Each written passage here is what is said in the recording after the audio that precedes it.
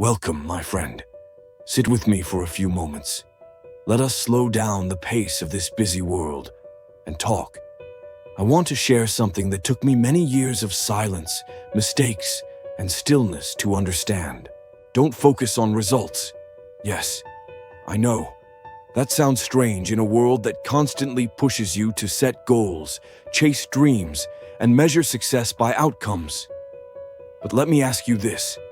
Have you ever reached a goal only to feel empty? Have you ever hit a milestone and then immediately looked for the next one? This is the great illusion.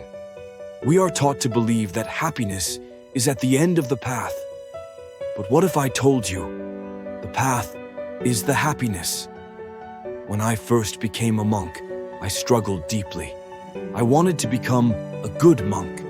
I wanted to meditate longer than others, to be more disciplined, more wise, more enlightened.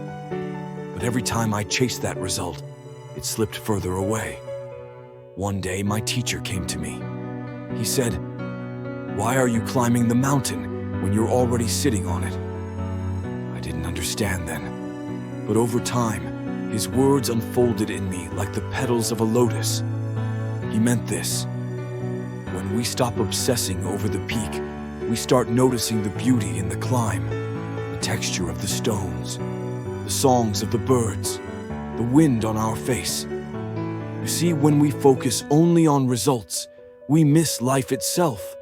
The result is a single moment, but the process is your entire existence. Whether you're building a career, learning a skill, or growing in love, the richness is in the becoming, not the becoming something. Monks sweep the same courtyard every morning, not because it must be cleaned, but because the sweeping is a meditation. The act itself is the result, the presence, the awareness, the intention behind the motion. That is the reward. Ask yourself, am I doing this to arrive somewhere? Or am I here, fully, now? Because when you become obsessed with outcomes, you give away your peace to something you cannot control. Results depend on many things: time, other people, chance. But effort, presence, love, those are yours.